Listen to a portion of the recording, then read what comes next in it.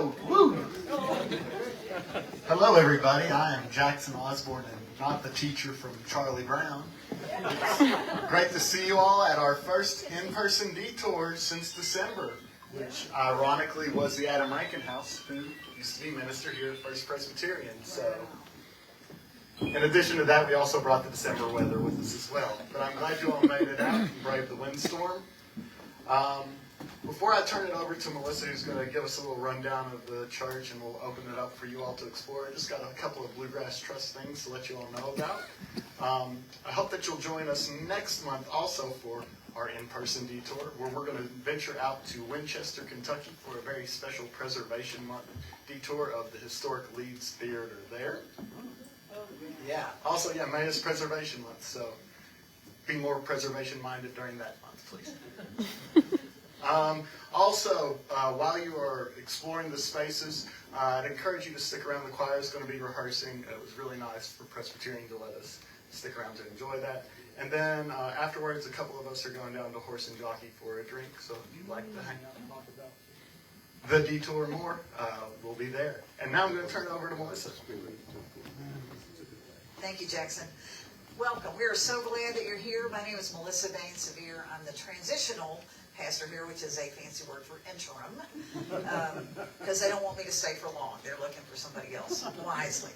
You should have picked up one of these as you came in. They will have a lot more information than I'm going to give you, but I want to give you just a little bit about our 240-year history. The beginnings were in Mount Zion Church downtown in 1784. Moved a few times, a few locations around the city until after the Civil War, and chose this final location. It was built in 1872, designed by Cincinnatus Shryock, and it's had many renovations. You'll be reading about that, and you can see those, especially in the chapel and in the sanctuary, which are kind of our standard pieces of work, architectural work. It still has a remarkably intact exterior and sanctuary. It's not entirely accessible. The building isn't right now, but we're working on making the building more accessible, but with keeping with the historical integrity of the building. And because you work in historical buildings, you know that that is not always an easy thing to do. So I have on this little gold-colored name tag, and you'll see other people with these as well. Ask them questions. They'll be, they can tell you where the snacks are. I can be kind of right over there. They can tell you where the bathrooms are, all of that kind of stuff. There are, and the elevator is down this hall, if you'd like to get to the elevator to go upstairs. There, Van Meter Pettit is in the sanctuary. Oh, I'm sorry, chapel. Yes. Well, you're right here right now, but you're going to be in the chapel, which is across the hall. And Logan Benton over there is going to be in the sanctuary to answer questions. So, and as you mentioned, the organ is also going to play. Tina's going to play the organ. That'll be it, right at 7. Right at 7 in the sanctuary, and then the choir will practice. So, again, welcome. We are so happy that you're here. Make yourselves at home. Thank you. Thank you. So it's open to explore, guys. I have a quick question for everybody, and that is, does this church look similar to any other church that you're familiar with downtown? I don't have it confirmed, but there is a church, I think it's St. Peter's. Is it Peter or Paul? I get the two confused.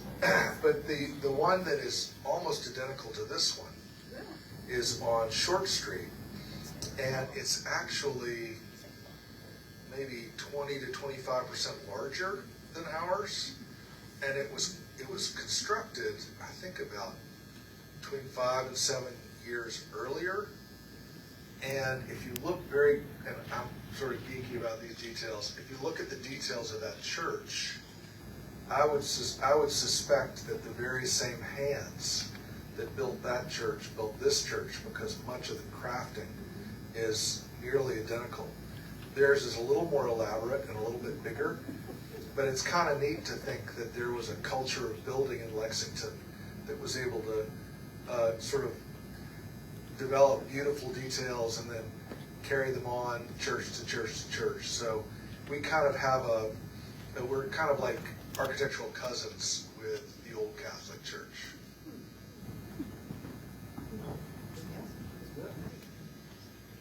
All right, well, let's go see.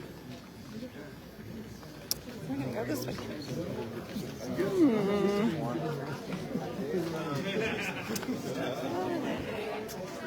Hello.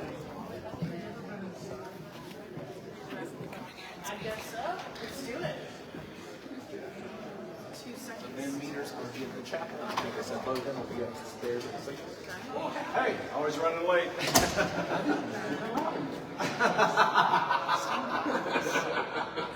Once every 2 years. Once every 2 years. Yeah. Getting more than that. 94, I think.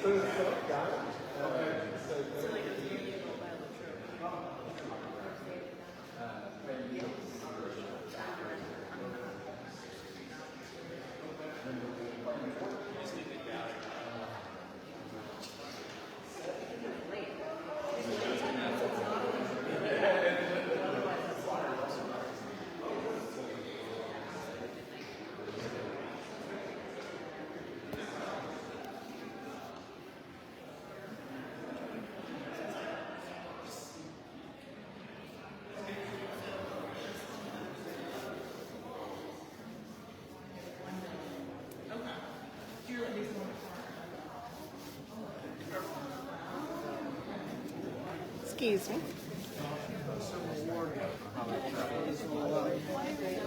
Want to come speak with us a little bit about the chapel? Sure. Yeah? Sure. Give us a little impromptu tour here. Heading this way, we're going into the chapel that a member of the church named Clyde Carpenter, who was a Lexington native, born and raised in this church, and he taught for, 40 years maybe in the School of Architecture. And he, I don't think missed a Sunday when he was in town. And he and some other architects designed this chapel in, I believe, the 1980s. And it has its own organ, and it is more handicap accessible because there's a ramp that allows you to get right in the front door. And we have services here early in the morning on Sunday, and then we have a larger service upstairs in the main sanctuary. And the stained glass was designed and built here locally by, I believe, a glass artist named Guy Kemper, who I think is about to have an exhibit at the Headley Whitney. And it is still very much intact. Not much has changed since it was built. It is built about 30 years ago. I think so. Yeah. Early 80s.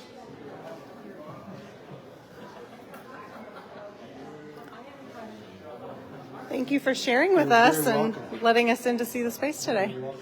Going to continue on up to the sanctuary. Okay, that's cool. That works.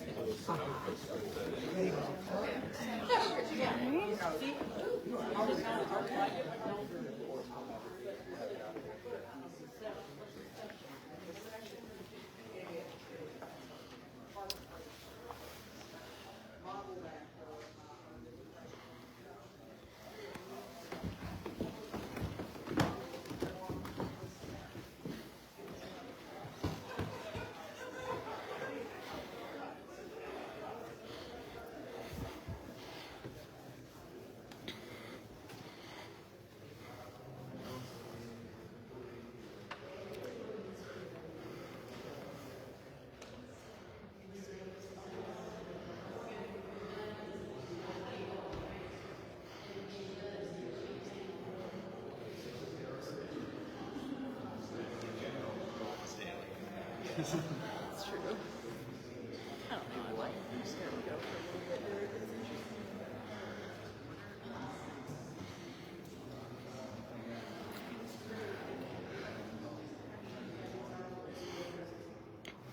This is our friend Mike. He's going to tell us just a little about this beautiful organ and anything else you may want to share about the sanctuary. We did the renovation back in 2007, 08, and the whole church was completely gutted out, down and stuff.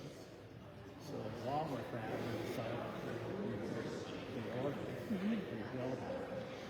So it was sent, I think, to Pennsylvania. We did it.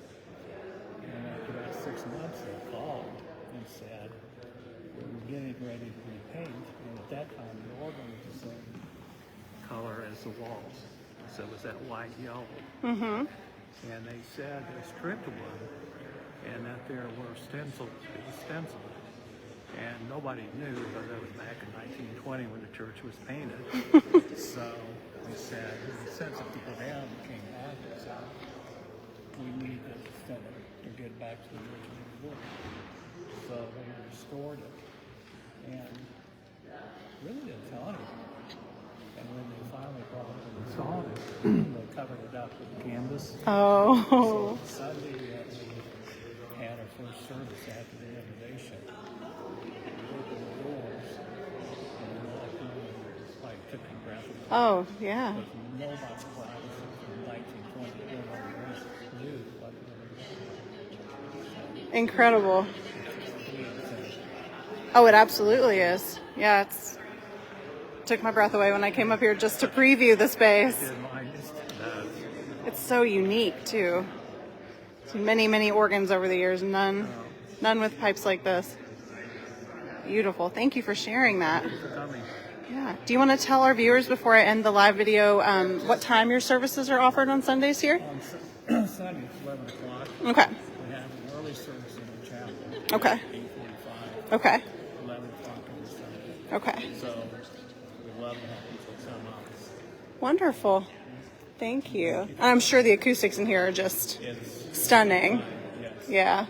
American Spiritual, which is out of UK, and Corey, the doctor, they use this. They go on tour once a year and use this to practice. And have choir members know that they write special people.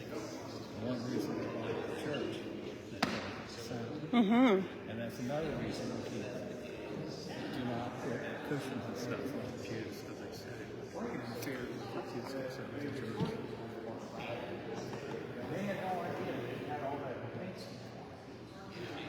Well, this video is going to end before the choir practice, but maybe we can take a second video. Well, thanks for coming. That's right. Thank you for having us.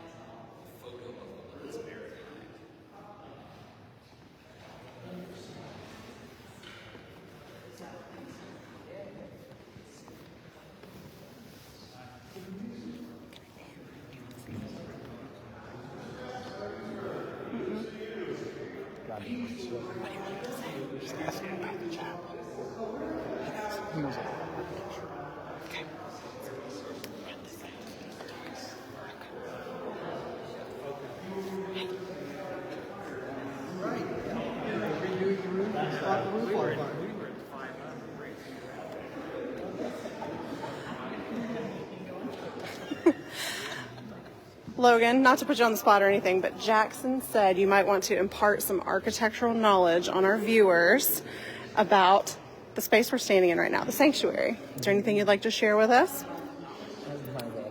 Yes. Yeah, no pressure. Tell us everything you know. So, originally this space had 4 windows, meaning that these 4 windows were the main part of the church. In a later addition, they added on this space so we could move the organ. The organ was originally very small and held in the balcony. Oh, yeah. But they wanted a bigger organ because we love the music here, so they did that. It's got this wonderful vaulting and the corbels, all made out of plaster.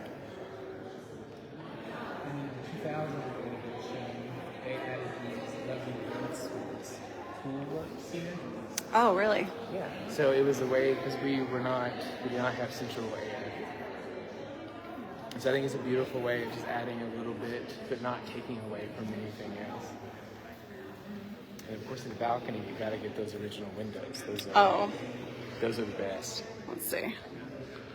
Hand There we painted go. with the paint that contains ground glass. So if you get really close, you can see. Oh, cool. I'll have to make my way up there.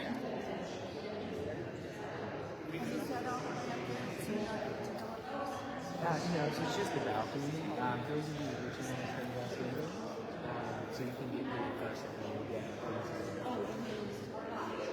What looks like stairs? No, upstairs. So No, but you would know about Yeah. That's a pretty cool one. that's what they are trees. So these windows used to.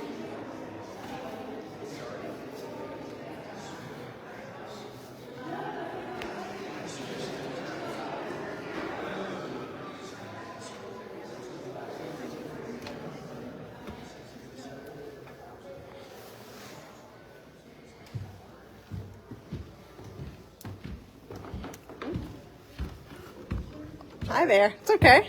Well, let's see. We got a little narrow space. Thank you. A little narrow, a little steep. More like a ladder.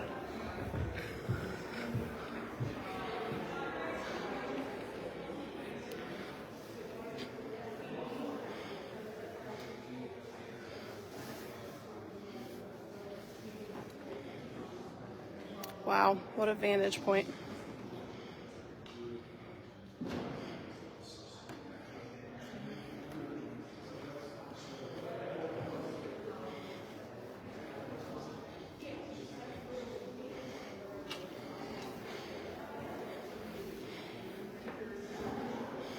These are the original windows with the paint that actually contains glass.